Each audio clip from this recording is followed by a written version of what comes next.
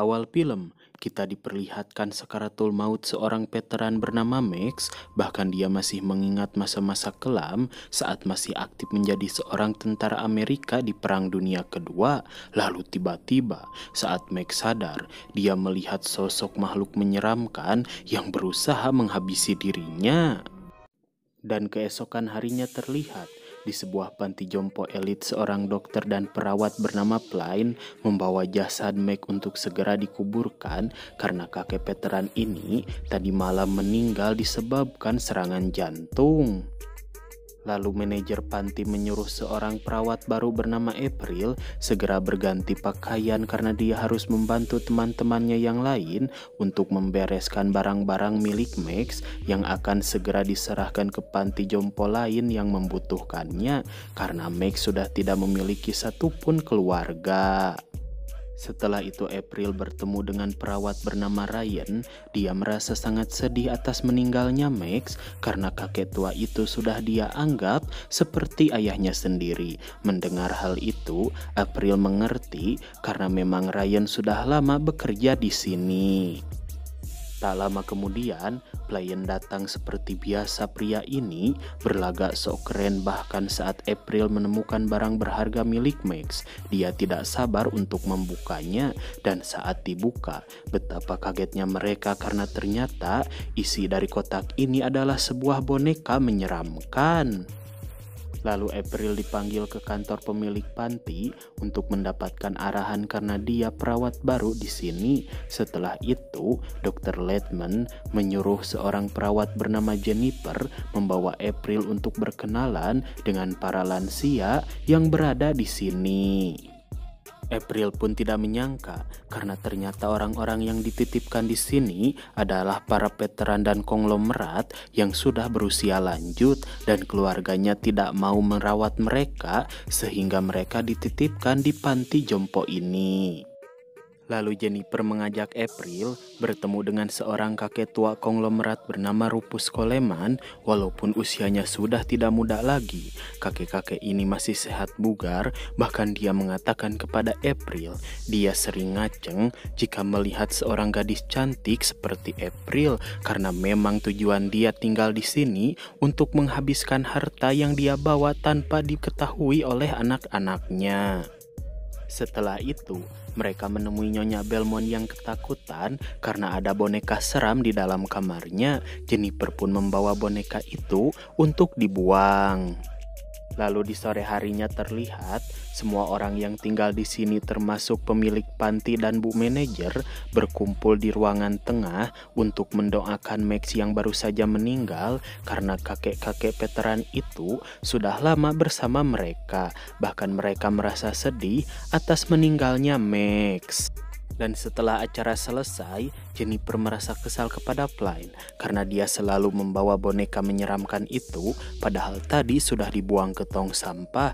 Plain pun mengatakan dia sangat menyukai boneka ini. Tak lama kemudian di malam harinya, Nyonya Belmont merasa ada seseorang yang masuk ke dalam kamarnya. Dan tanpa diduga, ternyata itu adalah boneka menyeramkan yang selalu dibawa oleh Plain. Bahkan boneka ini memutuskan selang oksigen yang sedang dipakai oleh Nyonya Belmont, sehingga dia meninggal dunia. Dan saat Jennifer bersama teman-temannya datang karena mendengar suara teriakan dari Nyonya Belmont, mereka tidak mengira karena sekarang Nyonya Belmont sudah tiada. Dia meninggal sambil memeluk boneka menyeramkan milik Plain itu. Lalu jasad Nyonya Belmont dibawa oleh Dr. Warren ke ruang medis untuk diotopsi.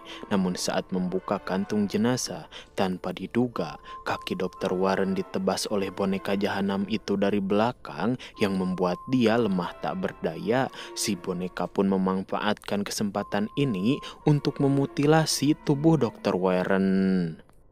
Dan sialnya, tidak ada satupun orang yang mendengar suara teriakan dari Dr. Warren sehingga boneka jahanam itu bisa dengan puas menyiksanya.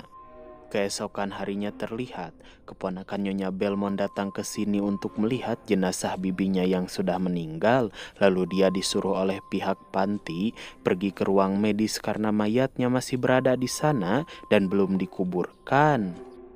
Akan tetapi, bukan jasad Nyonya Belmont yang dia temukan. Si nenek blonde malah dikagetkan dengan mayat Dr. Warren dalam keadaan mengenaskan.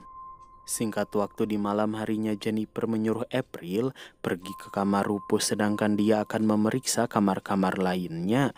Lalu saat sampai di sana Rupus mengatakan seperti ada seseorang di luar jendela. Dan tiba-tiba betapa kagetnya April saat melihat Nyonya Belmont hidup lagi. Dan ketika dia sedang pingsan, April melihat semua kejadian menyeramkan yang dilakukan oleh si boneka jahanam lewat mimpinya.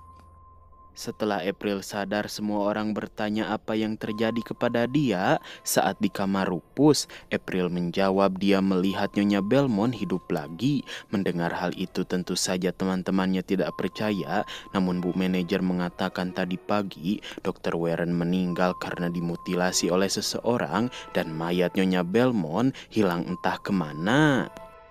Keesokan harinya terlihat, semua orang yang berada di sini merasa gelisah karena sejak kematian Max, banyak hal-hal janggal yang terjadi di tempat ini. Sedangkan Pline, di saat semua orang ketakutan, dia justru merasa sagni kepada April yang memiliki tubuh bagus. Lalu ketika Pline masuk ke gudang untuk memeriksa stok makanan karena dia akan pergi belanja, tiba-tiba seseorang mendorong Pline dari belakang dan dia menemukan boneka laknat milik Max berada di sini. Lalu betapa kagetnya Pline saat dia berbalik, dia melihat Nyonya Belmont hidup lagi dan langsung menghabisinya.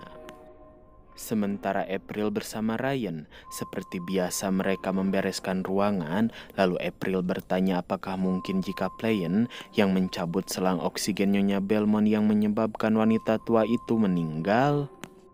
Ryan pun menjawab, Plane memang usil, namun sebenarnya dia baik dan tidak akan pernah melakukan hal sekejam itu kepada orang lain. Terlebih, mereka berdua sudah berteman sejak lama.